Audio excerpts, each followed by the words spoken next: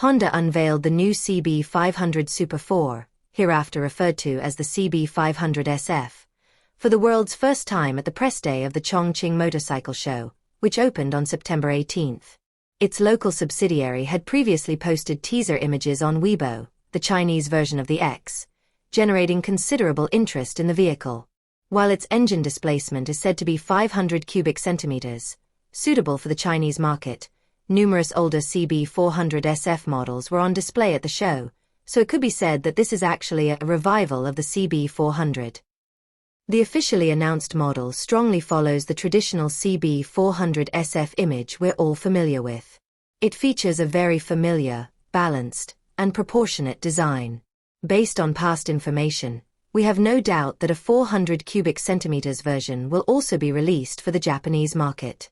However, Honda's choice of China for the launch suggests that the CB400SF, previously sold only in Japan, will become a global model with the arrival of the 500 cubic centimeters version in the future. The biggest highlight is the newly developed 502 cubic centimeters DOHC 4-valve, water-cooled inline-4 engine. The traditional CB400SF engine is a long-lived machine, dating back to the 1986 CBR400R, NC23.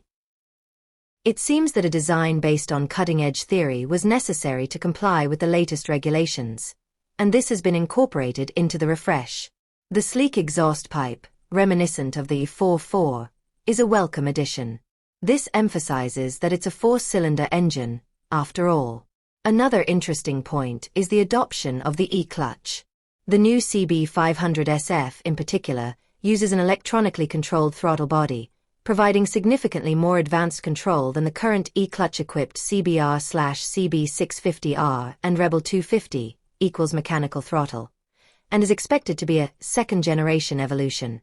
A standard manual transmission version will also be added to the lineup. Technical specifications such as maximum power output have not yet been released, but at the show, it's highly likely that maximum power output will be around 80 horsepower, and with plus 100 cubic centimeters of headroom, it will surpass the Kawasaki ZX-4R, 77 horsepower, the most powerful motorcycle in history.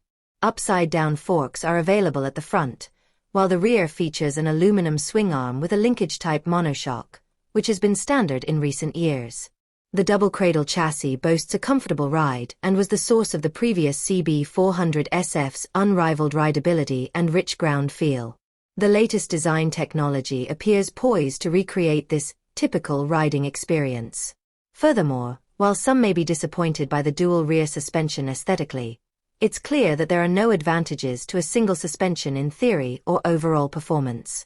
The adoption of a single suspension is essential to further improve the previous CB400SF, which boasted the highest overall performance among Japanese motorcycles.